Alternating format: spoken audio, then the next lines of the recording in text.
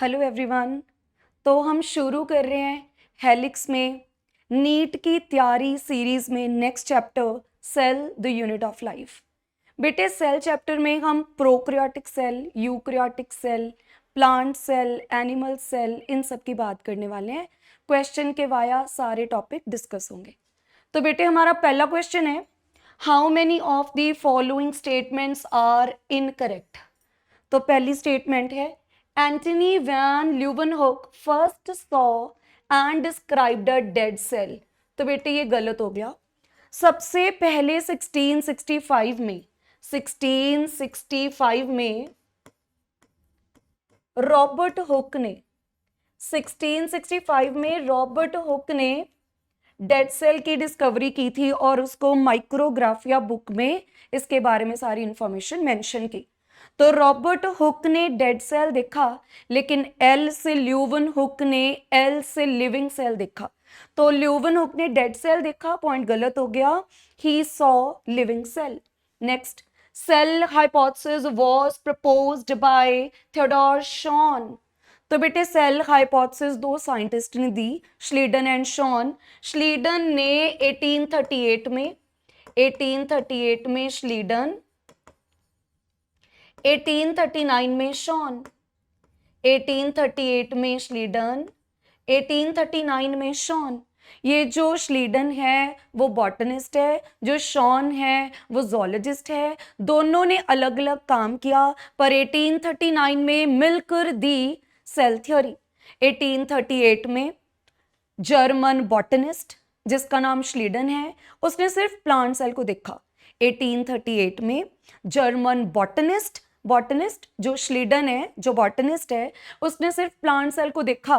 Plant cell के characters बताए कि प्लांट्स में डिफरेंट टाइप्स के सेल्स मिलते हैं, parenchyma, collenchyma, sclerenchyma, xylem, phloem. और 1839 में शॉन, जो कि जर्मन जोलॉजिस्ट है, बेटे न्यू एनसीईआरटी में इन्होंने दोनों को जर्मन लिखा है। श्लीडन जर्मन बॉटनिस्ट है, शॉन जर्मन जोलॉजिस्ट है। 1839 में शॉन ने प्लांट और एनिमल सेल दोनों को देखा और उसने देखा cell wall is unique to plant cell. तो ये जो सेल वॉल है सिर्फ प्लांट सेल में मिलती है, एनिमल में नहीं मिलती। ये सेल वॉल वाला पॉइंट सिर्फ जोलॉजिस्ट ने बोला है, शॉन ने बोला है। तो देखना बेटे, 1838 में श्लीडन ने, 1839 में शॉन ने काम किया, पर 1839 में मिलकर दी सेल थ्योरी। तो सेल थ्योरी और cell hypothesis was proposed by Schwann, correct, but not exclusively by Sean. The cytoplasm is the main arena of cellular activities in both plant and animal cell. ये जो cytoplasm है ये fluid है, जो कि plant cell में मिलता है, एनिमल सेल में मिलता है, प्रोकैरियोटिक सेल में मिलता है, यूकैरियोटिक सेल, हर सेल के अंदर एक फ्लूइड है जिसको साइटोप्लाज्म बोलते हैं। साइटोप्लाज्म वो जगह है जहाँ पे सारी एक्टिविटीज होती हैं। अगर सेल के अंदर प्रोटोप्लाज्म, साइटोप्लाज्म, फ्लूइड ना हो तो रिएक्शंस नहीं होंगी, रिएक्शन नहीं होंगी मतलब वो सेल डेड है। तो किस सेल को लिविंग बोलते हैं? जिसमें काम हो, जिसमें रिएक्शंस हो। तो साइटोप्लाज्म ही वो जगह है जहाँ पे सारी एक्टिविटीज होती हैं। ये मेन पॉइंट है नीट का। It is the main area, main arena, main जगह, main site where all the cellular activities occur. Correct है बेटे ये point. Next, cytoplasm undergo extensive compartmentalization due to presence of membrane in prokaryotes and eukaryotes। बेटे ये point समझना, हमारे पास दो तरह के ऑर्गेनिजम्स हैं या सेल्स हैं, prokaryotes and eukaryotes. Prokaryotes and eukaryotes. Pro मतलब पुराना, जिन ऑर्गेनिज्म में पुराना, प्रिमिटिव, कैरियो मतलब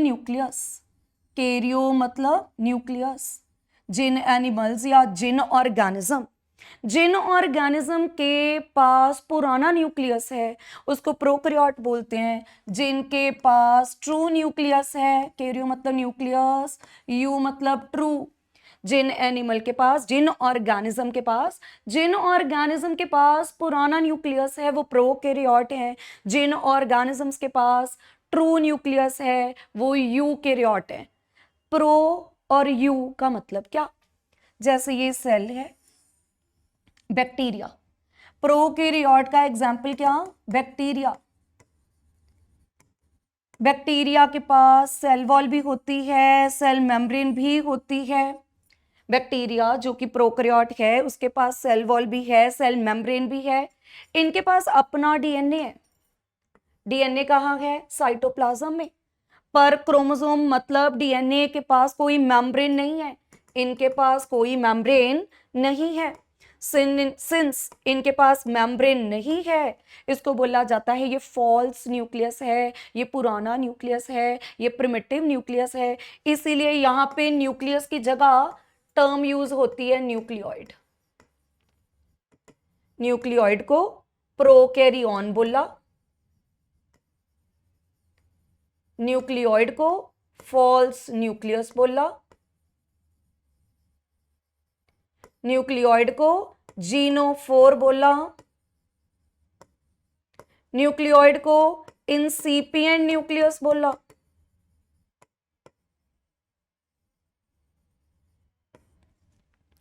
तो हमारे पास प्रोकैरियोट में सेल वॉल है, सेल मेम्ब्रेन है, डीएनए साइटोप्लाज्म में है, पर डीएनए के आसपास कोई मेम्ब्रेन नहीं है। ऐसे इनके पास ऑर्गेनेलीज भी हैं, पर ऑर्गेनेलीज के आसपास भी मेम्ब्रेन नहीं है। तो ना तो न्यूक्लियस के बाहर मेम्ब्रेन है, ना ही ऑर्गेनेलीज के बाहर मेम्ब्रेन है। मतलब यहाँ पे मेम्ब्रेन बाउंड ऑर्गेनेलीज एब्सेंट है। जब इनके पास कोई मेम्ब्रेन ही नहीं है, मतलब इनके पास कोई कंपार्टमेंट नहीं है, तो प्रोकैरियोट में ना न्यूक्लियस के पास मेम्ब्रेन है, ना किसी ऑर्गेनेली के पास मेम्ब्रेन है। सिंस इनके पास कोई मेम्ब्रेन नहीं है तो इनमें कंपार्टमेंटलाइजेशन मतलब कोई अलग अलग कंपार्टमेंट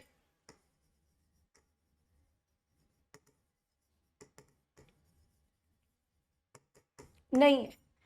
लेकिन और इनके पास राइबोसोम कैसा होता है? 70S। बेटे ये याद करो, इनके पास कौन से राइबोसोम्स हैं?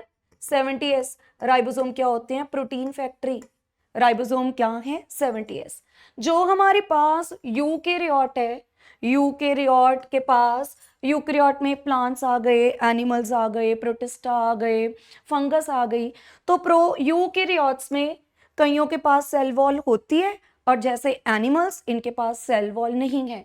तो इनमें मैं अगर एनिमल का एग्जांपल लूं तो इनके पास सेल मेम्ब्रेन है, सेल मेम्ब्रेन फोल्डिंग भी शो कर सकता है, माइक्रोविलाई है। सेल के अंदर फ्लूइड को बोला साइटोप्लाज्म। यहाँ पे उनके पास डीएनए है और डीएनए के आसपास न्यूक्लियर मेम्ब्रेन है, डीएनए के आसपास न्यूक्लियर मेम्ब्रेन है। सिंस इनके डीएनए के बाहर मेम्ब्रेन है तो इसको बोला जाता है ट्रू न्यूक्लियस, इसको बोला जाता है ट्रू न्यूक्लियस। इनके पास ऑर्गेनेलीज भी हैं, जैसे ER, गोल्जी, ठीक है, ये RER। इनके पास ऑर्गेनेलीज भी हैं और ऑर्गेनेलीज के आसपास भी क्या है? मेम्ब्रेन। तो इनका मतलब इनके पास मेम्ब्रेन बाउंड ऑर्गेनेलीज हैं। अगर इनके पास मेम्ब्रेन बाउंड ऑर्गेनेलीज हैं मतलब इनके पास कंपार्टमेंटलाइजेशन है।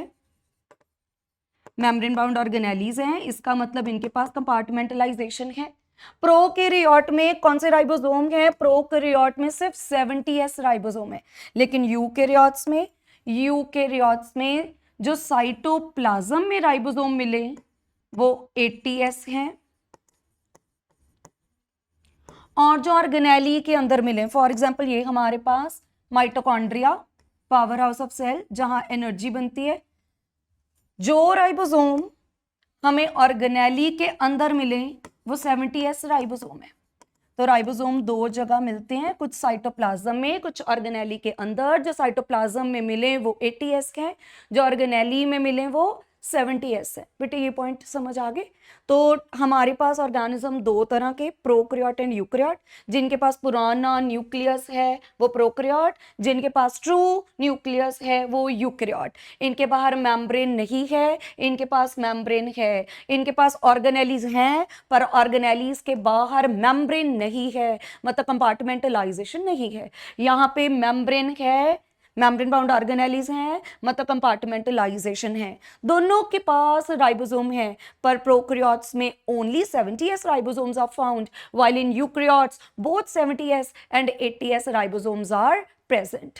बेटे आना question, cytoplasm undergoes compartmentalization due to presence of membrane, true, but in prokaryotes no। तो ये पॉइंट गलत हो गया, यूकैरियोट्स में है, प्रोकैरियोट्स में नहीं है। Next, metabolic reactions in cytoplasm will keep the cell in living state, yes. अगर सेल लिविंग है मतलब साइटोप्लाज्म है, मतलब उसमें रिएक्शंस हो रही हैं। तो बेटे हमारे दो पॉइंट गलत हैं, एक ए वाला और एक डी। तो A and D are incorrect statement, incorrect बताना था। Next question, next choose the correctly matched option. पहला आया Singer and Nicolson. Singer and Nicolson ने सेल मेम्ब्रेन के बारे में बताया। बेटे 1972 में फ्लूइड मोज़ैक मॉडल किसने दिया? सिंगर एंड निकोलसन ने। सिंगर एंड निकोलसन ने सेल मेम्ब्रेन एक्सप्लेन की, सेल वॉल लिखा है बेटे, ये गलत हो गया। श्लीडन 1838 बॉटनिस्ट है, इसने क्या किया? क्या इसने एनिमल के बारे में बताया? बॉटनिस्ट ने प्लांट के बारे में बताया, ठीक है, तो ये गलत है। 1855 में रुडोल्फ विर्चो, पहले आया 1665 रॉबर्ट हुक, फिर आया 1838 श्लीडन, फिर आया 1839 शॉन, फिर आया 1855 रुडोल्फ विर्चो। 1855 में रुडोल्फ विर्चो ने क्या बोला? कहता ओमनिस सेलुला ई सेलुला, मत new cell arise from pre existing cell, नए सेल पुराने सेल से आते हैं। बेटे ये पॉइंट करेक्ट है। नेक्स्ट आया शॉन, शॉन कौन? जोलॉजिस्ट। ईयर कौन सा? 1839, पहले 1665 फिर 1818 1838 1839 1855। फिर शॉन ने सेल मेम्ब्रेन के बारे में बताया, हाँ जी बताया, बाय स्टडिंग प्लांट सेल। बोल सकते हो उसने प्लांट और एनिमल सेल दोनों की स्टडी की, पर ईयर कौन सा होना चाहिए? 1839। तो बेटे करेक्ट बताना था, आंसर थर्ड है। बेटे प्लांट और एनिमल सेल में डिफरेंस देखो, प्लांट सेल के पास सेल वॉल है, एनिमल के पास सेल वॉल नहीं है। प्लांट सेल के पास क्या है? सेल वॉल, सेल वॉल है। प्लांट सेल में सेल मेम्ब्रेन है, एनिमल के पास भी सेल मेम्ब्रेन है। जिसके पास सेल मेम्ब्रेन होती है वो क्या दिखाता है? माइक्रोविलाई, क्योंकि सेल मेम्ब्रेन फ्लेक्सिबल होती है। Cell wall hard, inelastic, rigid, सख्त, शेप नहीं चेंज कर सकता, तो यहाँ पे माइक्रोविलाई नहीं बन सकता। नेक्स्ट पॉइंट, प्लांट सेल के पास क्लोरोप्लास्ट है।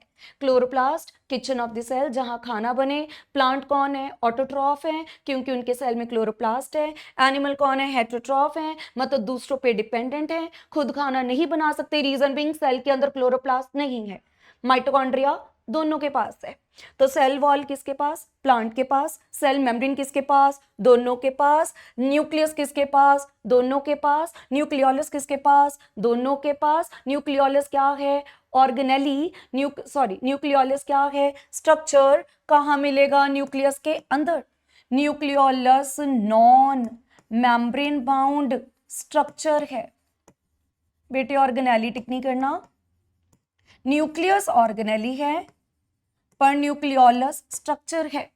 तो सेल, सेल वॉल है, सेल मेम्ब्रेन है, न्यूक्लियस है, न्यूक्लियोलस है। यही चीज एनिमल में भी है, बस सेल वॉल दी। एक और पॉइंट, प्लांट सेल में न्यूक्लियस कॉर्नर में है, परे परे परे है, शिफ्ट है। रीजन, इसके पास लार्ज सेंट्रल वैक्यूल है। इसने कितनी कवर की जगह? 90% के करीब। सिंस इसने ऑलमोस्ट 80 से 90% वॉल्यूम को कवर किया है, इसीलिए न्यूक्लियस परे परे परे परे कॉर्नर में शिफ्ट हो गया है। तो प्लांट सेल में न्यूक्लियस परे है, एनिमल सेल में न्यूक्लियस सेंटर में है। प्लांट सेल में न्यूक्लियस क्यों परे है? क्योंकि यहाँ पे जगह वैक्यूल ने कवर की है। ये हो गया बेटे। इस न्यूक्लियस की न्यूक्लियर मेम्ब्रेन से निकलता है आरईआर। क्या निकलता है? आरईआर। आरईआर प्लांट के पास भी है, एनिमल के पास भी है। आरईआर के साइड पे होता है एससीआर, प्लांट के पास भी है, एनिमल के पास भी है। एससीआर की साइड पे होता है गोल्जी बॉडी, प्लांट के पास भी है, एनिमल के पास भी है। ये दोनों कॉमन पॉइंट हो गए। माइक्रोट्यूब्यूल प्लांट के पास भी है, एनिमल के पास भी है, क्योंकि microtubule, microfilament, intermediate filament, cell के अंदर ऐसे स्ट्रक्चर्स हैं जो साइटोप्लाज्म की मूवमेंट कराते हैं। उस मूवमेंट से क्या होगा? अगर क्लोरोप्लास्ट ने खाना बनाया वो पूरे सेल में डिस्ट्रीब्यूट होगा, अगर राइबोसोम ने प्रोटीन बनाए वो पूरे सेल में डिस्ट्रीब्यूट होंगे, अगर माइटोकॉन्ड्रिया ने एनर्जी बनाई, तो मतलब कोई भी ऑर्गेनेली जो काम कर रही है वो पूरे सेल में डिस्ट्रीब्यूट हो रही है। डिस्ट्रीब्यूशन के लिए इस साइटोप्लाज्म की मूवमेंट जरूरी है। कौन कराएगा मूवमेंट? माइक्रोट्यूब्यूल। सेल वॉल है, सेल मेम्ब्रेन है, न्यूक्लियस परे है, वैक्यूल ने जगह कवर की है, इसके पास न्यूक्लियस की साइड पे आरईआर, आरईआर की साइड पे एससीआर, एससीआर की साइड पे गोल्जी बॉडी, गोल्जी बॉडी की साइड पे लाइसोसोम है। तो लाइसोसोम भी दोनों के पास है, ठीक है, वैक्यूल भी दोनों के पास है। बेटे ये मेन पॉइंट हो गए। पेरोक्सिसोम भी दोनों के पास है। नेक्स्ट देखना बेटे, एनिमल सेल। एनिमल सेल में सेल वॉल नहीं है। प्लांट सेल में क्लोरोप्लास्ट है, पर एनिमल सेल में क्लोरोप्लास्ट नहीं है।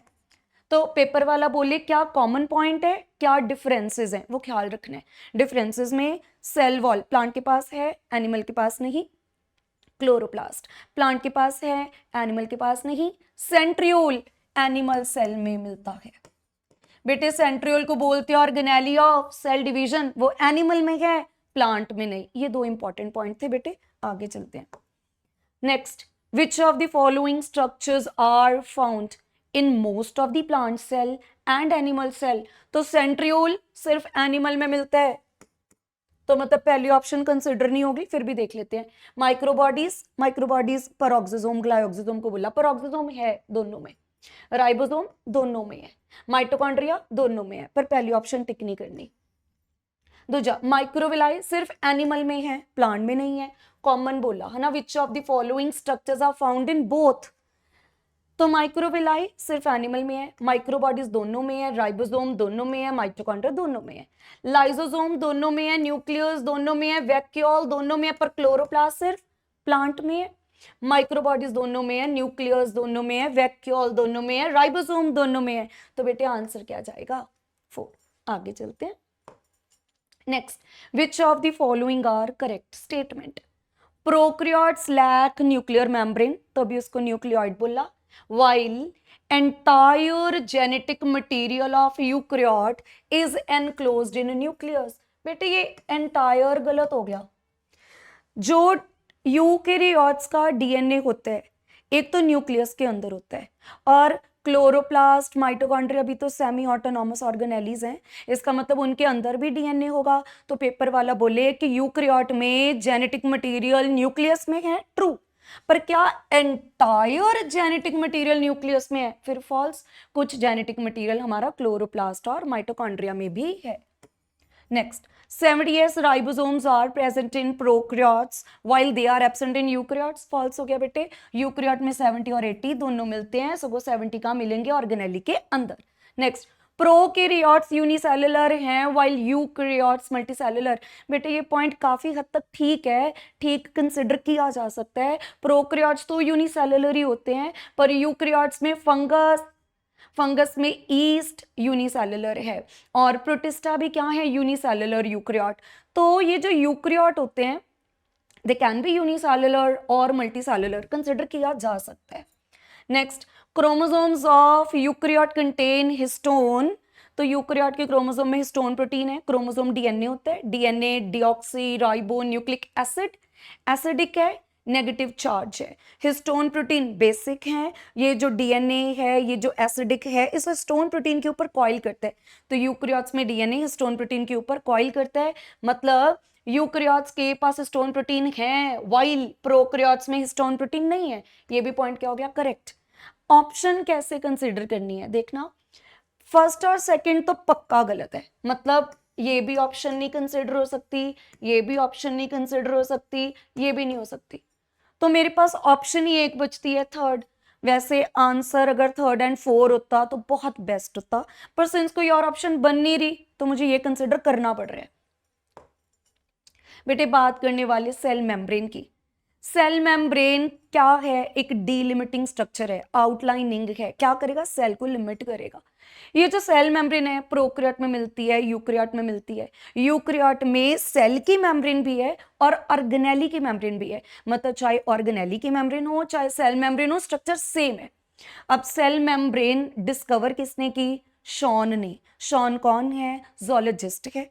सेल मेम्ब्रेन की डिस्कवरी तो शॉन ने कर दी, पर वो सेल मेम्ब्रेन का डिटेल्ड स्ट्रक्चर किसने बताया? Singer and Nicolson. तो बेटे 1972 में सिंगर एंड निकोलसन ने सेल मेम्ब्रेन का डिटेल स्ट्रक्चर दिया, जिसका नाम रखा गया fluid mosaic model. Fluid mosaic model किसने दिया? सिंगर एंड निकोलसन ने। कब दिया? 1972 में। ये मॉडल क्या बोलता? ये मॉडल बोलता कि proteins are iceberg in sea of lipids. Proteins are iceberg in sea of lipid, मतलब लिपिड में प्रोटीन्स एम्बेडेड है, जिस तरह से समंदर में बर्फ के पहाड़ एम्बेडेड है। Proteins are iceberg in sea of lipid, they are embedded in the sea of lipid. तो बेटे fluid mosaic model Singer Nicolson ने 1972 में दिया, कहता proteins are iceberg in sea of lipid, कहता सेल मेम्ब्रेन 4 चीजों से बनी है। पहले बेटे आगे चलते हैं, फिर वापस देखेंगे सेल मेम्ब्रेन की कॉम्पोजिशन। सेल मेम्ब्रेन 4 चीजों से बनी। पहला आया फॉस्फोलिपिड बाइलेयर,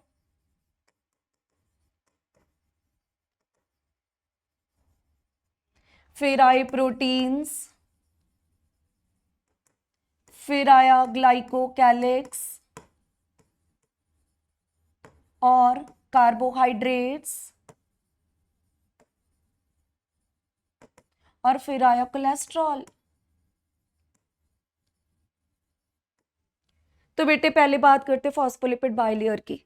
अगर आप सेल मेम्ब्रेन को देखोगे तो सेल मेम्ब्रेन में ये ब्लू वाला सारा का सारा क्या है? फॉस्फोलिपिड है। एक इसके ऊपर लेयर है, एक नीचे लेयर है, मतलब फॉस्फोलिपिड की बाइलेयर है।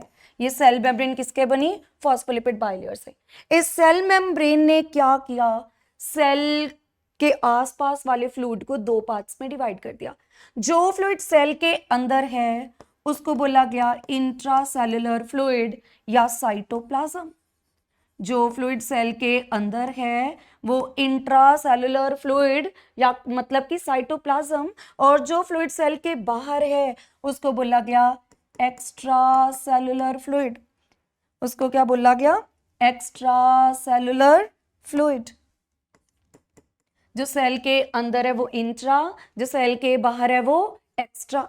तो सेल मेम्ब्रेन में हमारे पास पहली लेयर आई फॉस्फोलिपिड बाइलेयर। कौन सी लेयर आई? Phospholipid bilayer. इसको देखते हैं डिटेल में। सॉरी,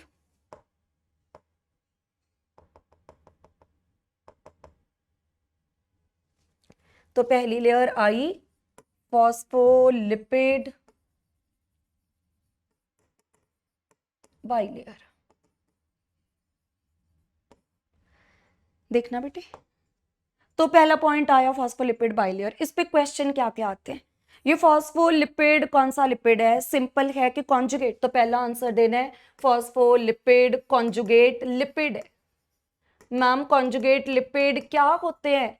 बेटे सिंपल लिपिड में, जैसे सिंपल लिपिड बना फैटी एसिड एंड ग्लिसरॉल से, फैटी एसिड एंड ग्लिसरॉल से, इसको बोलते हैं सिंपल लिपिड। जब इस लिपिड में कोई एक्स्ट्रा चीज आके अटैच कर जाए, जैसे फॉस्फेट आके अटैच कर गया, इसको बोला जाएगा फॉस्फोलिपिड। ये क्या हो गया? कॉन्जुगेट। जब कोई एक्स्ट्रा चीज ऐड हो जाए, फॉस्फेट ऐड होगा तो फॉस्फोलिपिड है, ग्लूकोज ऐड होगा तो ग्लाइकोलिपिड है। ये सारे के सारे लिपिड सिंपल है कि कॉन्जुगेट? तो आंसर याद रखना कॉन्जुगेट। पहली लेयर आई फॉस्फोलिपिड बाइलेयर, बाइलेयर मतलब 2 लेयर में है। फॉस्फोलिपिड कैसा लिपिड है? कॉन्जुगेट है। दूसरा क्वेश्चन जो फेवरेट है नीट का, फॉस्फोलिपिड एम्फीपैथिक होते हैं। एम्फी मतलब भी 2 होता है, बाई मतलब भी 2 होता है। जैसे सेल डिवीजन में एम्फी एस्ट्रल पढ़ा, एम्फी मतलब 2। हमने एम्फीबियन पढ़ा एनिमल किंगडम में, तो एम्फी मतलब 2। जहां पे भी वर्ड हमें एम्फोटेरिक, एम्फीपैथिक, एम्फीबियन, एम्फी मिला, एम्फी मतलब 2। तो इसका मतलब फॉस्फोलिपिड बाइलेयर कॉन्जुगेट है, एम्फीपैथिक है। एम्फीपैथिक का मतलब इसके पास एक हेड और 2 टेल्स है। कहने का मतलब ये जो हेड है ये पोलर है, ये जो हेड है ये हाइड्रोफिलिक है, हाइड्रोफिलिक मतलब वाटर लविंग है। ये जो टेल है ये नॉन पोलर है, हेड पोलर है, टेल नॉन पोलर है। वो हाइड्रोफिलिक है, ये हाइड्रोफोबिक है। तो इसके पास 2 एंड है, एक हाइड्रोफिलिक और एक हाइड्रोफोबिक। इसका मतलब 2 एंड है, तो ये एम्फीपैथिक है, कॉन्जुगेट है, एम्फीपैथिक है। फॉस्फोलिपिड बाइलेयर सेल मेम्ब्रेन में कैसे अरेंज होगा? अगर आप सेल की मेम्ब्रेन को देखो, फॉर एग्जांपल ये सेल, इसके बाहर एक्स्ट्रा सेलुलर फ्लूइड, इसके अंदर इंट्रा सेलुलर फ्लूइड। तो ये जो सेल मेम्ब्रेन है कैसे अरेंज होगी? सेल मेम्ब्रेन में फॉस्फोलिपिड बाइलेयर, हेड इसका एक्वस मीडियम की तरफ होगा, फ्लूइड फ्लूइड इंट्रासेलुलर और एक्स्ट्रा सेलुलर, फ्लूइड है मतलब पानी है, मतलब एक्वस है। तो हेड कहाँ है? फ्लूइड की तरफ। टेल्स कहाँ हैं? एक दूसरे की तरफ।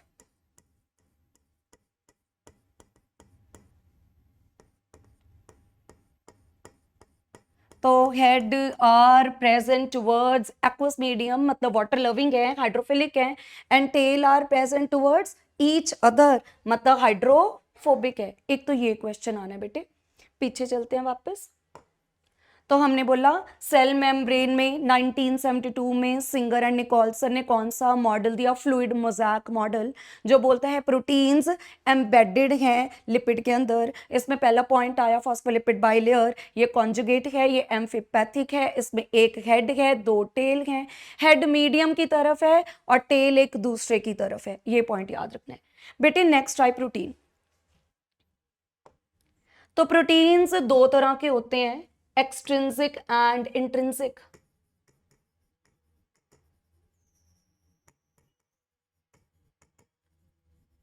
जो प्रोटीन्स ऊपर ऊपर हैं, सुपरफिशियल हैं, इजीली बाहर निकल जाते हैं, उनको एक्सट्रिंसिक बोलते हैं, इजी टू रिमूव। जो प्रोटीन सेल मेम्ब्रेन के अंदर तक एम्बेडेड हैं उनको बोला जाता है इंट्रिंसिक प्रोटीन। इंट्रिंसिक प्रोटीन भी 2 तरह के होते हैं, partially embedded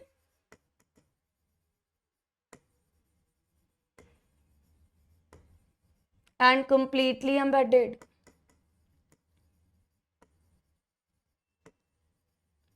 Partially embedded and completely embedded। जो प्रोटीन सेल मेम्ब्रेन में ऊपर ऊपर है वो पार्शियल है, जो अंदर तक है वो कंप्लीटली है। देखना जरा, इस मेम्ब्रेन में ये वाला प्रोटीन सुपरफिशियल है।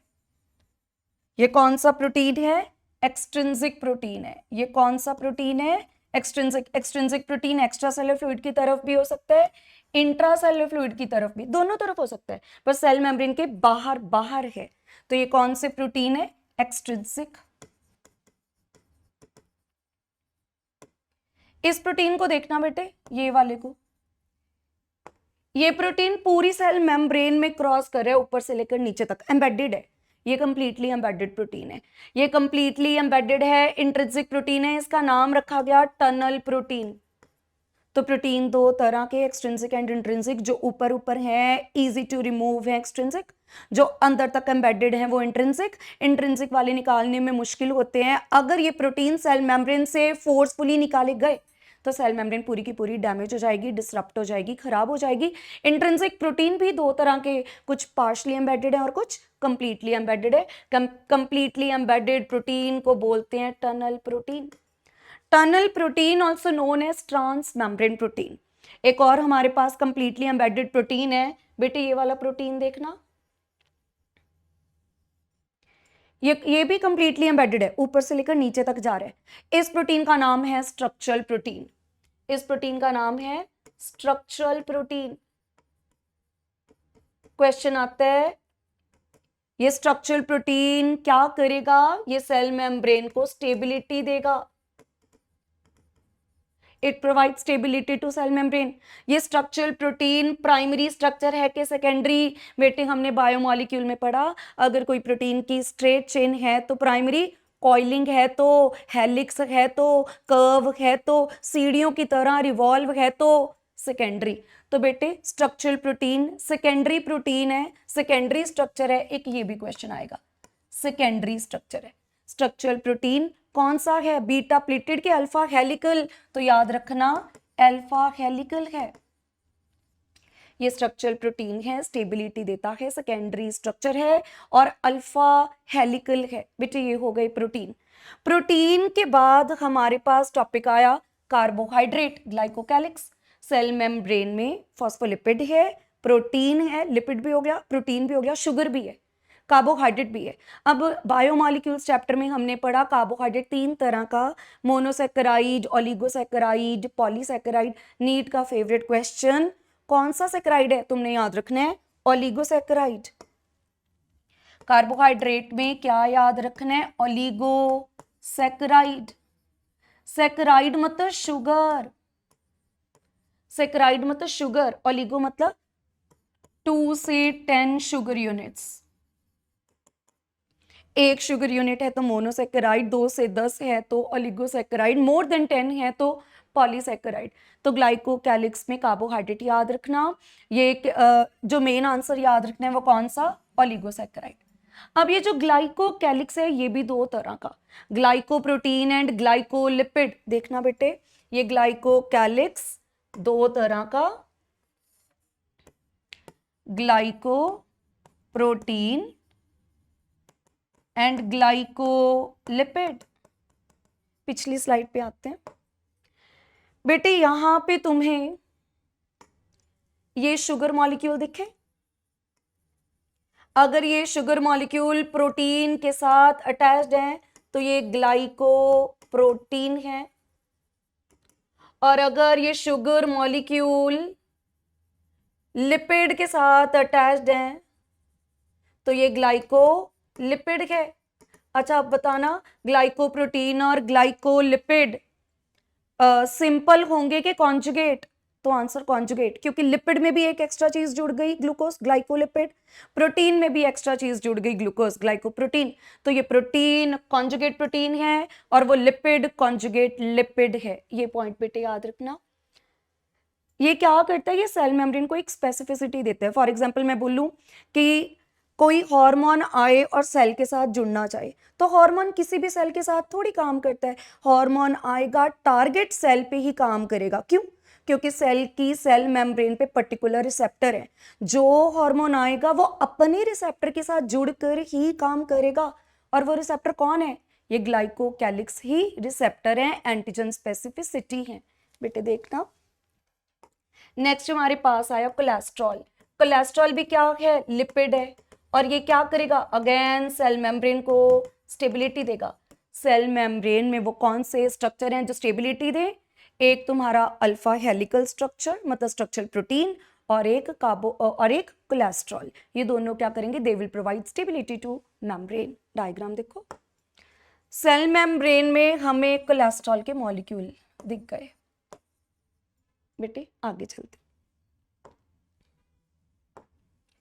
select the correct statement from the following regarding cell membrane. Fluid mosaic model of cell membrane was proposed by Singer and Nicholson. Answer तो हमें मिल गया बेटे। Next, sodium and potassium ion move across cell membrane by passive transport. बेटे point सुनना, cell membrane में जो transport होता है वो 3 तरीके से हो सकता है, active transport, passive transport, bulk transport. बेटे पॉइंट जो इंपॉर्टेंट है याद रखने के लिए, तुमने याद रखना है sodium and potassium ions they move across the cell membrane by active transport. Active मतलब, अगर एक्टिव मतलब फॉर एग्जांपल यहां पे सोडियम के 3 आयंस हैं और यहां पे सोडियम के 10 आयंस हैं, मैं फिर भी सोडियम को अंदर भेजना चाहती हूँ, अगर एक केस ले लिया, अगर मैं सोडियम को अंदर भेजना चाहती हूं तो बेटे बाहर सोडियम कम है और अंदर सोडियम ज्यादा।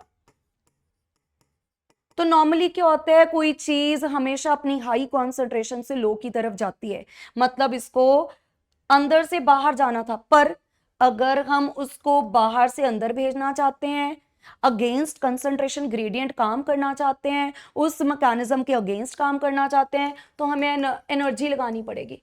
और बॉडी में एनर्जी किस फॉर्म में यूज होती है, एडिनोसिन ट्राइफॉस्फेट एटीपी। तो एक्टिव ट्रांसपोर्ट होगा, मतलब अपहिल ट्रांसपोर्ट होगा, अगेंस्ट कंसंट्रेशन ग्रेडियंट ट्रांसपोर्ट होगा। तो सोडियम एंड पोटेशियम आयन आए तो एक्टिव ट्रांसपोर्ट टिक करना, ऑक्सीजन CO2 आ जाए पैसिव ट्रांसपोर्ट टिक करना।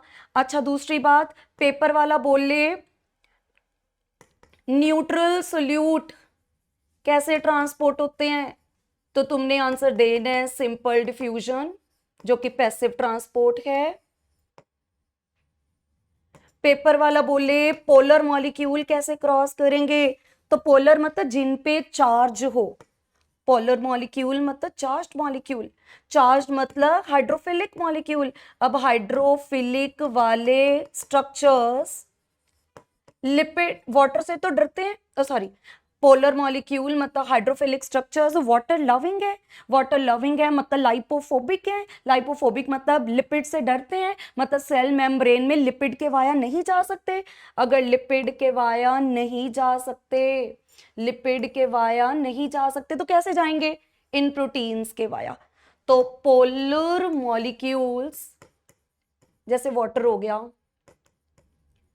वो प्रोटीन टनल प्रोटीन के वाया क्रॉस करेंगे, और नॉन पोलर मॉलिक्यूल्स लिपिड के via, non polar molecules lipid के via and polar molecules protein के वाया ट्रांसपोर्ट करेंगे। बेटे ये याद रखना है ना। तो sodium and potassium ion move across cell membrane by passive, proteins make up 60 to 70%। बेटे वैसे तो सेल मेम्ब्रेन में प्रोटीन और लिपिड की रेशो वेरिएबल है, पर हमें एनसीईआरटी आरबीसी का स्ट्रक्चर एक्सप्लेन करता है। तो आरबीसी की सेल मेम्ब्रेन में, आरबीसी की सेल मेम्ब्रेन में प्रोटीन 52% है, लिपिड 40% है। प्रोटीन 52% है, लिपिड 40% है। तो बेटे हमें अकॉर्डिंग टू एनसीईआरटी आंसर देना है, क्या प्रोटीन 60 to 70 है, गलत हो गया। Lipids are arranged in a bilayer where polar heads are toward the inner side. Polar head तो बाहर की तरफ है, एक्वस मीडियम की तरफ। बेटे करेक्ट पूछा था। आगे चल रहे हैं। Next, which of the following are not part of endomembrane system. बेटे ये नीट का क्वेश्चन रेपिटेशन में चल रहा है। बेटे एंडो मतलब अंदर, सेल मेम्ब्रेन के अंदर साइटोप्लाज्म में जो स्ट्रक्चर कोऑर्डिनेशन में काम करे, मिलकर काम करें, उनको बोला जाता है एंडोमेम्ब्रेन सिस्टम। तो एंडोमेम्ब्रेन सिस्टम में तुमने क्या याद रखना है, अगर ये हमारे पास सेल है, सेल के अंदर न्यूक्लियस, सिंस ये यूकैरियोटिक सेल है तो न्यूक्लियस के बाहर न्यूक्लियर मेम्ब्रेन है, ये डीएनए, और ये डीएनए के बाहर वाली मेम्ब्रेन। न्यूक्लियर मेम्ब्रेन की दो मेम्ब्रेन्स होती हैं, outer nuclear membrane and inner nuclear membrane. Outer nuclear membrane से अराइज करेगा आरईआर, आरईआर को ग्रेनुलर ईआर बोलते हैं। ग्रेनुलर बोला, रफ बोला, क्यों बोला रफ, क्योंकि यहाँ पे राइबोसोम्स अटैच है। क्या प्रेजेंट है, राइबोसोम्स। तो आरईआर किस से अराइज करता है, आउटर न्यूक्लियर मेम्ब्रेन। आरईआर मतलब रफ ईआर, ग्रैनुलर ईआर, यहाँ पे राइबोसोम राइबोफोरिन 1 और 2 की मदद से ईआर के साथ अटैच्ड होते हैं। आरईआर की साइड पे मिलेगा एससीआर, ये RER से बनते हैं, ये स्मूथ होते हैं, ये ए ग्रैनुलर होते हैं, इन पे राइबोसोम नहीं होते। RER ER को ER लिख रही हूँ बेटे, इन जनरल एंडोप्लाज्मिक रेक्टिकुलम। इसके बाद हमें नजर आई गोल्जी बॉडी। प्लांट सेल में गोल्जी बॉडी को डिक्टोसोम भी बोलते हैं।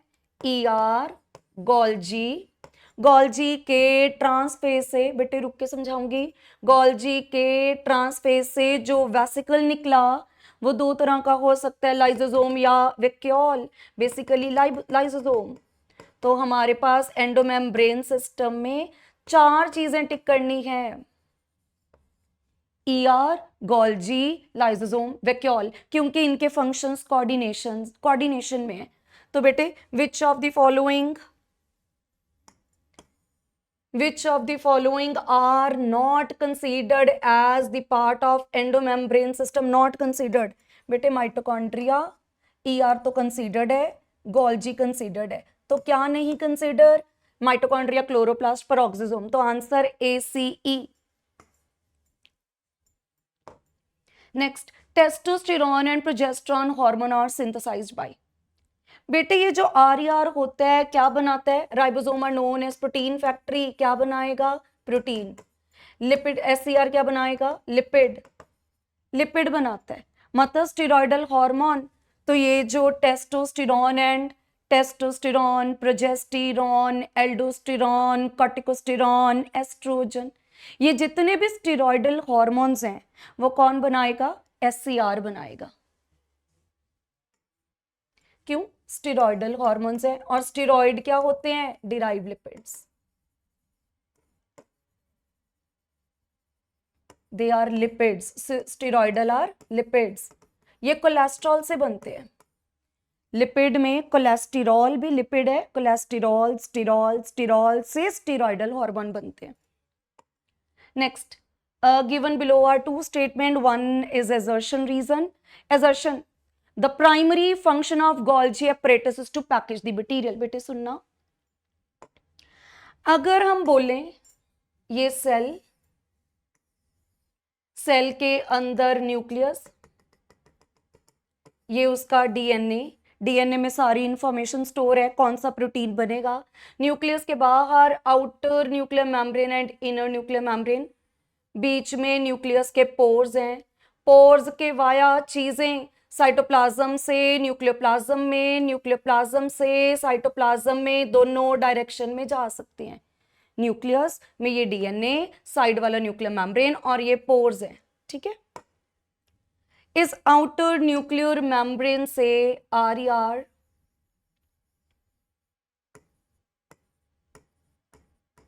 RER से SCR, SCR से गोल्जी बॉडी। गोल्जी को देखो बेटे, गोल्जी बॉडी कैमिलो गोल्जी ने डिस्कवर की 1898 में। गोल्जी बॉडी का ये जो कॉन्वेक्स फेज है इसको सिस बोलते हैं, सिस, और जो दूर वाला है उसको ट्रांस बोलते हैं। ये सिस फेज है, ये ट्रांस फेज है, ये सिस फेज है, ये ट्रांस फेज है, ऐसे एंड सो ऑन। तो गोल्जी बॉडी का जो सिस फेज है वो न्यूक्लियस की तरफ है, जो ट्रांस फेज है वो प्लाज्मा मेम्ब्रेन की तरफ है। RER SCR गोल्जी का सिस फेज न्यूक्लियस की तरफ है, ट्रांस फेज प्लाज्मा मेम्ब्रेन की तरफ है।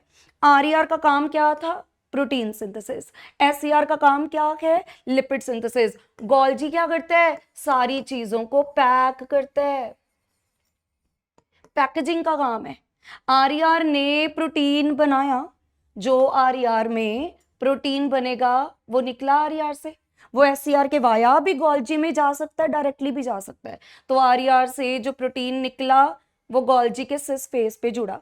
सिस फेज से जैसे ही प्रोटीन अंदर गया, उस प्रोटीन की थोड़ी और फोल्डिंग हुई, थोड़ी और प्रोसेसिंग हुई, और आसपास एक मेम्ब्रेन आ गई।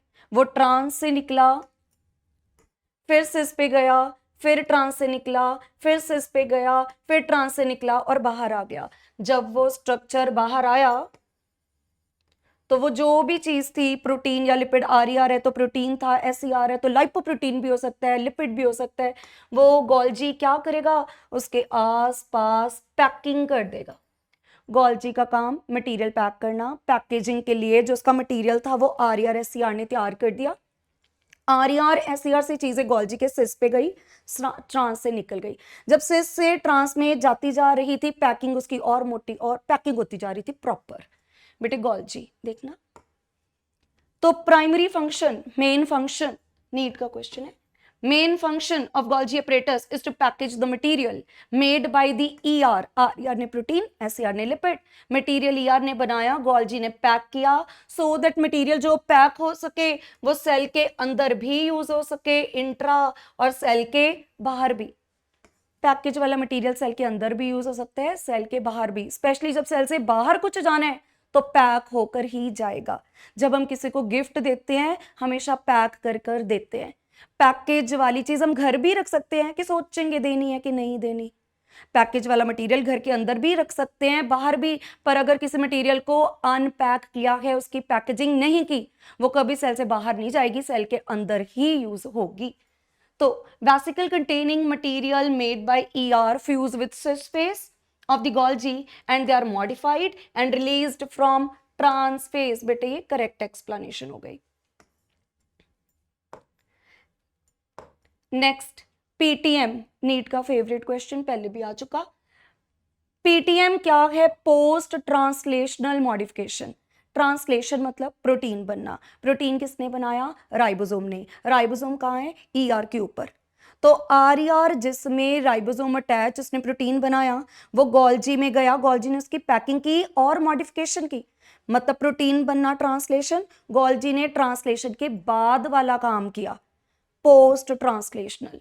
तो post translational modification and glycosylation are related to Golgi. बेटे गोल्जी क्या क्या करता है? गोल्जी पैक करता है, गोल्जी पोस्ट ट्रांसलेशनल मॉडिफिकेशन करता है,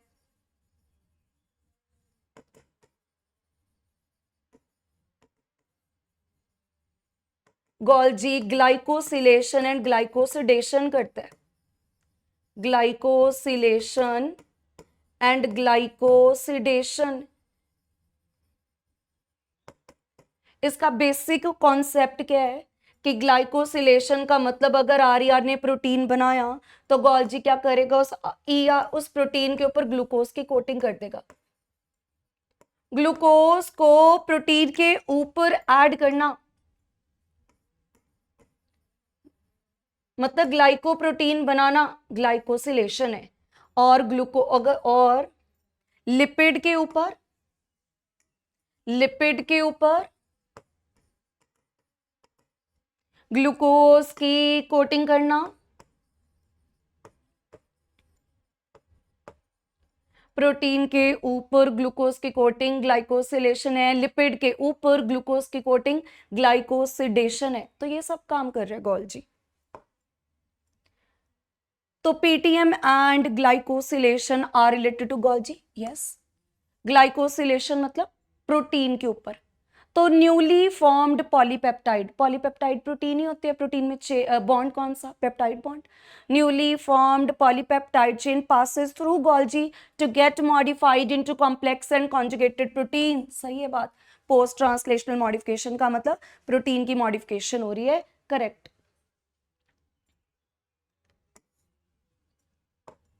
next, important site for formation of glycoprotein glycolipid is Golgi. Lipid और प्रोटीन पे ग्लूकोज ऐड कर रहे हैं। नीट का क्वेश्चन है बेटे। न्यूक्लियस, अगर आप न्यूक्लियस के स्ट्रक्चर को देखोगे तो न्यूक्लियस के बाहर क्या है? न्यूक्लियर मेम्ब्रेन, डबल मेम्ब्रेन है। Nuclear membrane, double membrane. अंदर फ्लूइड को बोला न्यूक्लियोप्लाज्म। जो फ्लूइड सेल के अंदर है साइटोप्लाज्म, जो फ्लूइड न्यूक्लियस के अंदर है न्यूक्लियोप्लाज्म। तो मेम्ब्रेन को बोला न्यूक्लियर मेम्ब्रेन, फ्लूइड को बोला न्यूक्लियोप्लाज्म। इसके अंदर ये क्या है? न्यूक्लियोलस। ये ऑर्गेनेली है कि स्ट्रक्चर ये नॉन मेम्ब्रेन बाउंड स्ट्रक्चर है, ये नॉन मेम्ब्रेन बाउंड स्ट्रक्चर है। तो न्यूक्लियर मेम्ब्रेन हो गई, न्यूक्लियोप्लाज्म हो गया, न्यूक्लियोलस हो गया, ये डीएनए के धागे हैं बेटे, ये डीएनए थ्रेड्स हैं। क्रोमैटिन मटेरियल, क्रोमैटिन मटेरियल मतलब डीएनए जिसपे जीन्स है, इंफॉर्मेशन है। इस आउटर न्यूक्लियर मेम्ब्रेन से अराइज किया आरईआर। तो एक पुराना क्वेश्चन है नीट का, RER is a derivative of, answer गया न्यूक्लियर मेम्ब्रेन, या nuclear membrane is a derivative of, answer गया आरईआर। ठीक है, तो nuclear membrane is a derivative of RER, ये नीट का क्वेश्चन हो गया बेटे। इस न्यूक्लियर मेम्ब्रेन में बेटे ये कॉन्टिन्यूअस नहीं है, इस न्यूक्लियर मेम्ब्रेन में पोर्स है बेटे, ये पोर्स दिख रहे हैं, इस न्यूक्लियर मेम्ब्रेन में पोर्स हैं। इन पोर्स के वाया, न्यूक्लियर पोर्स, इन पोर्स के वाया जो भी चीजें न्यूक्लियोप्लाज्म में है या बाहर साइटोप्लाज्म में, वो बाई डायरेक्शनल मूवमेंट शो कर सकती हैं। फॉर एग्जांपल डीएनए से एमआरएनए बना, वो न्यूक्लियोप्लाज्म से साइटोप्लाज्म में गया, एमआरएनए राइबोसोम के पास गया, राइबोसोम ने प्रोटीन बनाए, अब वो प्रोटीन साइटोप्लाज्म से न्यूक्लियोप्लाज्म में आ रहे हैं। तो माइक्रो मॉलिक्यूल हो, मैक्रो मॉलिक्यूल हो, छोटा आयन हो, बड़ा आयन हो, सारी चीजें साइटोप्लाज्म से न्यूक्लियोप्लाज्म, न्यूक्लियोप्लाज्म से साइटोप्लाज्म में मूव कर सकती हैं। किसके via? In minute, in pores के वाया। इनको क्या बोला? Nuclear pores. Which one of the given labeled part in the figure correctly matches with its function? तो पहला बी, बी क्या है बेटे? RER. Formation of glycolipid, ma'am वो तो गोल्जी का काम होता है। ए क्या है बेटे? न्यूक्लियोप्लाज्म, न्यूक्लियस के अंदर फ्लूइड है ए, न्यूक्लियोप्लाज्म। तो न्यूक्लियोप्लाज्म में आरआरएनए बनता है, हाँ जी बनता है, आरआरएनए 5s आरआरएनए कहाँ बनता है? न्यूक्लियोप्लाज्म। आरआरएनए, आरएनए 3 तरह का, mRNA, rRNA, tRNA, messenger RNA, ribosomal RNA, transfer RNA. तो डीएनए से एमआरएनए, एमआरएनए, ठीक है, आगे डिफरेंट टाइप्स के। तो न्यूक्लियोप्लाज्म में क्या बना? 5s rRNA. सी क्या है? एससीआर। तो ग्लाइकोप्रोटीन गोल्जी में बनता है, ग्लाइकोलिपिड गोल्जी में बनता है। डी क्या है? डी हो गए न्यूक्लियर पोर्स। तो transport of ions and RNA in one direction, no, bidirectional movement है।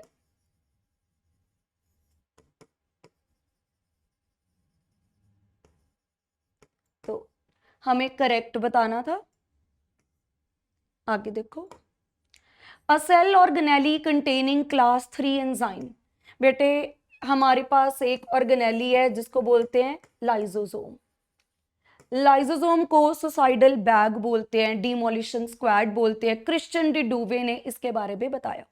ये जो लाइसोसोम है इसके पास सिंगल मेम्ब्रेन है, एक मेम्ब्रेन।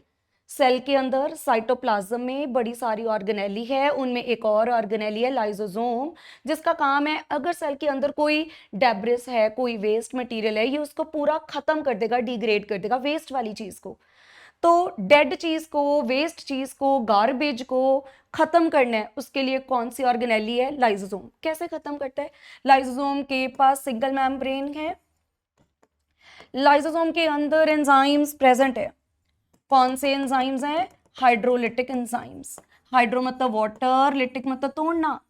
इनके पास कौन से एंजाइम है? हाइड्रोलिटिक एंजाइम है। हाइड्रोलिटिक एंजाइम क्या करते हैं? वाटर की प्रेजेंस में चीजों को तोड़ते हैं। ठीक है, तो लाइसोसोम में हाइड्रोलिटिक एंजाइम है। हाइड्रोलिटिक एंजाइम बेटे क्लास 3 होती है। तुमने बायोमोलिक्यूल्स में, बड़ा इंपॉर्टेंट चैप्टर है वो, बायोमोलिक्यूल्स में एंजाइम की क्लासिफिकेशन में पढ़ा, 6 क्लासेस होती हैं, क्लास 1, क्लास 2 से लेकर क्लास 6। इसमें क्लास 1 ऑक्सीडो रिडक्टेज है, class 2 transferase, class 3 hydrolase, class 4 lyase, class 5 isomerase and class 6 ligase. तो लाइसोसोम सिंगल मेम्ब्रेन है, क्रिश्चियन डी डूवे ने डिस्कवर किया, बहुत कम चांसेस हैं इस साइंटिस्ट पे आए। कौन से एंजाइम है? हाइड्रोलिटिक है, क्लास 3 है, ये चीजों को तोड़ते हैं। कार्बोहाइड्रेट को तोड़ना है तो इनके पास है कार्बोहाइड्रेजेस, लिपिड को तोड़ना है तो इनके पास है लाइपेजेस, प्रोटीन को तोड़ना है तो इनके पास है प्रोटीएजेस, न्यूक्लिक एसिड को तोड़ना है तो इनके पास है न्यूक्लिएजेस, एंजाइम्स हैं. Cell organelle containing class 3 enzyme is lysosome. Read the following statement, select the correct option. In plant cells, vacuole can occupy a maximum of 90% of volume of cell. बिल्कुल सही है, हमने पहले डिस्कस कर लिया plant cell में. Paramecium बेटे fresh water protozoan like amoeba and paramecium fresh water में है तो ये बर्स्ट कर सकते हैं. अपने आप को बचाने के लिए इनके पास होता है contractile vacuole. Amoeba, paramecium protozoan है, फ्रेश वाटर प्रोटोजोन है, इनके पास क्या है कॉन्ट्रैक्टाइल वैक्यूल. कॉन्ट्रैक्टाइल वैक्यूल के दो काम हैं, excretion and osmoregulation. They take part in excretion and osmoregulation. तो ये गलत हो गया, इन्होंने रेस्पिरेशन लिखा. ऑस्मोरेगुलेशन मतलब वाटर और इलेक्ट्रोलाइट बैलेंस को मेंटेन करेगा. In many protist like amoeba, तुम्हें याद है अमीबा में ये अमीबा का न्यूक्लियस, ये न्यूक्लियर मेम्ब्रेन. अगर किसी फूड को अमीबा ने एनगल्फ करना है तो अमीबा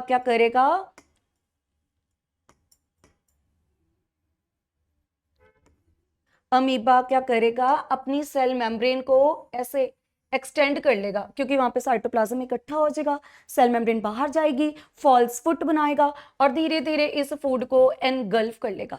जब फूड एनगल्फ होगा, अमीबा, डीएनए, न्यूक्लियर मेम्ब्रेन, ये फूड अंदर आया, ये सेल मेम्ब्रेन दिखी, ये वाली रेड वाली, ये अलग हो जाएगी और इसको कवर कर लेगी. बेटे इसको फूड वैक्यूल बोलते हैं. फूड वैक्यूल कब बनता है, जब फूड अंदर आता है और वो सेल मेम्ब्रेन उसको एनगल्फ कर ले. तो ये बन गया फैगोसोम, ये बन गया फूड वैक्यूल. तो पैरामीशियम में कॉन्ट्रैक्टाइल वैक्यूल एक्सक्रीशन ऑस्मोरेगुलेशन करता है. मैनी प्रोटिस्ट मतलब प्रोटोजोन्स जिसमें अमीबा पैरामीशियम आई. Food vacuoles are formed by engulfing the food particle. सही हो गया. तो हमारे पास दो स्टेटमेंट्स करेक्ट है. नेक्स्ट बेटे ribosome. Which among the following are correct with respect to given figure.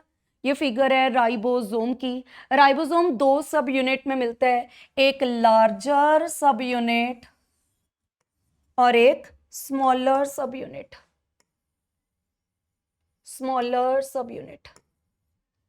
अब प्रोकैरियोट्स में कौन से राइबोसोम है, प्रोकैरियोट्स में 70S राइबोसोम्स है. एस का मतलब सेडिमेंटेशन कोएफिशिएंट, स्वेदबर्ग यूनिट. प्रोकैरियोट्स में 70S राइबोसोम है. कहाँ मिलते हैं, साइटोप्लाज्म में. ये 70S राइबोसोम भी दो सब यूनिट से बना, लार्जर एंड स्मॉलर, जिसमें लार्जर सब यूनिट 50S है और स्मॉलर सब यूनिट 30S है. फिर यूकैरियोट्स में राइबोसोम दो जगह मिला, साइटोप्लाज्म में भी ऑर्गेनेली में भी.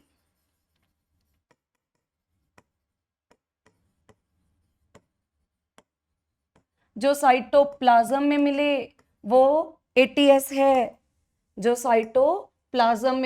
राइबोसोम क्या है, प्रोटीन फैक्ट्री. क्या बनाता है, प्रोटीन बनाता है. ये प्रोकैरियोट यूकैरियोट दोनों में मिलता है. प्रोकैरियोट में 70S है, यूकैरियोट में 70 और 80 दोनों S है. यूकैरियोट्स में साइटोप्लाज्म में 80S राइबोसोम, लेकिन ऑर्गेनेली के अंदर 70S राइबोसोम. 80S राइबोसोम भी दो सब यूनिट से बना, लार्जर एंड स्मॉलर, जिसमें लार्जर सब यूनिट 60S है, स्मॉलर सब यूनिट 40. और ये आंसर बेटे सेम वही, दो सब यूनिट 50 एंड 30. देखना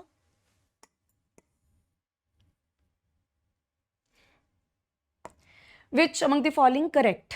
नॉन मेम्ब्रेन बाउंड ऑर्गेनेली. हाँ जी, राइबोसोम नॉन मेम्ब्रेन बाउंड है, मतलब राइबोसोम के पास मेम्ब्रेन नहीं है. तो अभी तो हमने बोला प्रोकैरियोट्स में नॉन मेम्ब्रेन बाउंड ऑर्गेनेली है, मतलब कि कंपार्टमेंटलाइजेशन नहीं है प्रोकैरियोट में.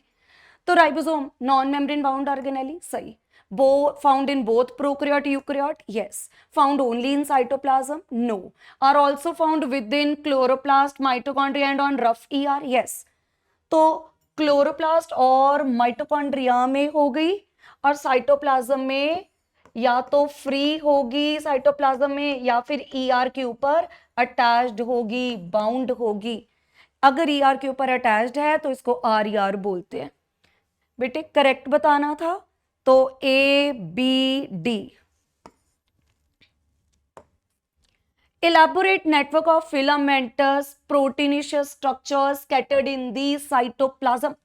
बेटे पतले धागे हैं प्रोटीन के बने, सिर्फ प्रोटीन के बने। अगर लाइपोप्रोटीन लिख देते तो लगता सेल मेम्ब्रेन भी है। सिर्फ प्रोटीन लिखा मतलब सेल मेम्ब्रेन नहीं है, मतलब ये नॉन मेम्ब्रेन बाउंड है। नॉन मेम्ब्रेन बाउंड स्ट्रक्चर का नेटवर्क कहलाता है cytoskeletal structure. Cytoskeletal structure, cytoskeletal structure में क्या क्या आएगा? साइटोस्केलेटल स्ट्रक्चर्स में माइक्रोफिलामेंट, माइक्रोट्यूब्यूल और इंटरमीडिएट फिलामेंट।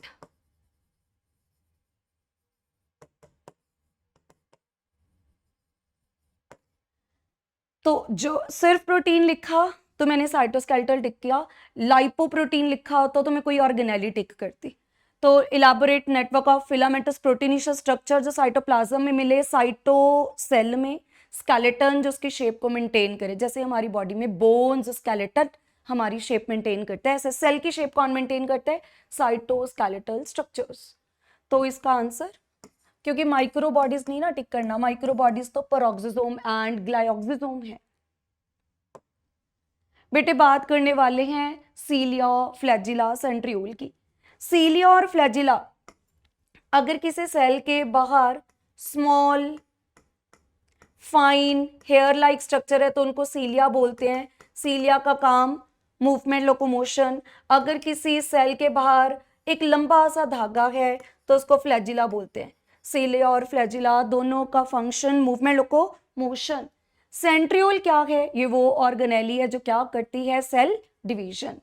तो देखना बेटे इस डायग्राम को, जब हमने सीलिया फ्लैजिला का ट्रांसवर्स सेक्शन देखा, ऐसे कट करके देखा, तो हमें सीलिया फ्लैजिला में क्या नजर आई? Cell membrane. सीलिया फ्लैजिला के पास सेल मेम्ब्रेन है, पर सेंट्रियोल के बाहर सेल मेम्ब्रेन नहीं है। पहला question, centriole non membrane bound organelle है। Centriole non membrane bound organelle है। सेंट्रियोल का काम सेल डिवीजन। सीलिया फ्लैजिला का काम locomotion, movement and locomotion. Cilia flagella movement locomotion में मदद करे, सेंट्रियोल किस में मदद करे? Cell division. सीलिया फ्लैजिला के पास सेल मेम्ब्रेन है, सेंट्रियोल के पास नहीं है। सीलिया फ्लैजिला में कौन सी अरेंजमेंट है? 9+2। सेंट्रियोल में कौन सी अरेंजमेंट है? 9+0। 9+2, 9+0 का मतलब 9 मतलब पेरीफ्री पे, पेरी मतलब परे परे परे परे परे, कॉर्नर में 9 ट्यूब्स दिखेगी बेटे। 1 2 3 4 5 6 7 8 9। ठीक है, तो परे परे परे हमें 9 दिखे, पर हर पेरिफेरल ट्यूब्यूल में, फाइबर में हमें 2 माइक्रोट्यूब्यूल दिखे, हमें 2 माइक्रोट्यूब्यूल। तो सीलिया फ्लैजिला के ट्रांसवर्स सेक्शन में सेल मेम्ब्रेन है, अरेंजमेंट 9+2 है, जिसमें परे परे परे परे 9 फाइबर्स हैं, हर फाइबर में 2 ट्यूब्यूल हैं, 2 माइक्रोट्यूब्यूल है। ठीक है, जो कंप्लीट सर्कल है वो ए, जो इनकम्प्लीट है वो B. A B, A B and so on. इनको जो कनेक्ट कर रहा है वो है ए बी लिंकर। इनके पास ए बी लिंकर है, किससे बना है? नेक्सिन प्रोटीन से। A B linker NEXIN, nexin protein से। और ये ए और बी कौन है? माइक्रोट्यूब्यूल। पढ़ा था ना साइटोस्केलेटल स्ट्रक्चर 3 तरह का, microfilament, microtubule, intermediate filament. Microtubule है, माइक्रोट्यूब्यूल किस प्रोटीन से बनते हैं? ट्यूबुलिन। ये भी क्वेश्चन आया नीट में। माइक्रोट्यूब्यूल किससे बना? Tubulin protein. सीलिया फ्लैजिला में सेल मेम्ब्रेन है, 9+2 अरेंजमेंट है, परे परे 9 है, लेकिन डबल है। ए और बी, ए बी, कंप्लीट वाला ए है, इनकम्प्लीट बी है, लिंक करने वाला ए बी लिंकर है। इस ए फाइबर से, ए माइक्रोट्यूब्यूल से हमें आर्म्स नजर आई, कुछ डाइनिन, ये है आउटर डाइनिन आर्म, ये लिंकर है ना, जो लिंकर के बाहर है वो आउटर डाइनिन आर्म, और जो अंदर है वो इनर। बेटे देखना, ये लिंकर है ना, ये ए बी लिंकर है ना, ये ए को बी के साथ कनेक्ट कर रहे, जो बाहर है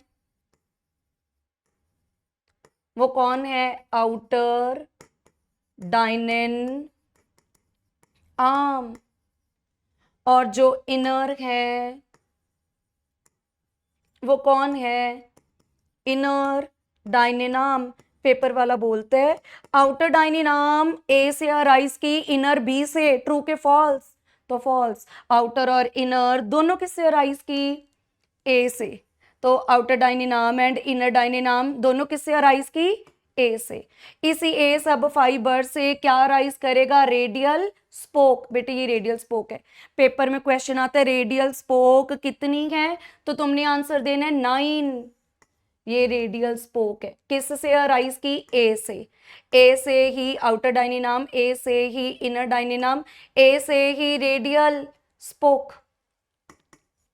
सीलिया फ्लैजिला के ट्रांसफर सेक्शन में कितनी रेडियल स्पोक हैं? 9। कितनी रेडियल स्पोक है? 9। बेटे तो ये याद रखना है, ये अगर परे परे परे 9 थे तो सेंटर में 2 हैं पर अलग अलग हैं, तो ये सेंट्रल सिंगलेट है। ये सेंटर में कितने माइक्रोट्यूब्यूल हैं? 2, तो 2। परे परे 9 है, सेंटर में 2 हैं, पर परे वाले डबल हैं, सेंटर वाले सिंगलेट हैं, पेरिफ्री वाले डबलेट हैं। बेटे ये याद रखना।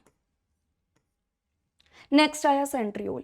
सेंट्रियोल में 9+0 अरेंजमेंट, सेल मेम्ब्रेन है नहीं, 9 मतलब परे परे परे परे 9 होंगे, 1 2 3 4। बेटे ठीक है, 9 होंगे, तो 9 मतलब पेरिफ्री में 9 हैं, पर वहां डबलेट थे, यहां ट्रिपलेट हैं।